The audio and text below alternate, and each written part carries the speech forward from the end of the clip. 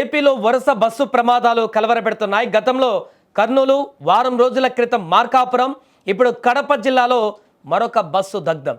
ప్రయాణికులను భయాందోళనకు గురిచేస్తున్నటువంటి వరుస ఘటనలు ఇప్పుడు సంచలనంగా మారాయి.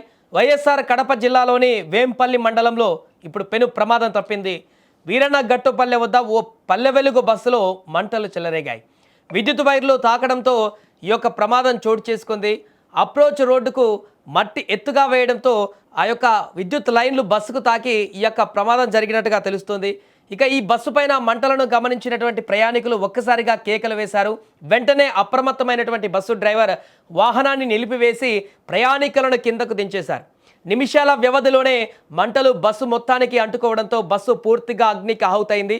సమాచారం అందుకున్నటువంటి ఫైర్ అధికారులు వెంటనే ఘటనా స్థలానికి చేరుకొని మంటలను అదుపులోకి తెచ్చారు. బస్సులో ఉన్నటువంటి 21 మంది ప్రయాణికులు సురక్షితంగా బయటపడడంతో అందరూ ఊపిరి పీల్చుకున్నారు. త్రొట్టిలో పెను ప్రమాదం తప్పడంతో ఇప్పుడు ప్రయాణికులు తీవ్ర భయాందోళనకు గురయ్యారు.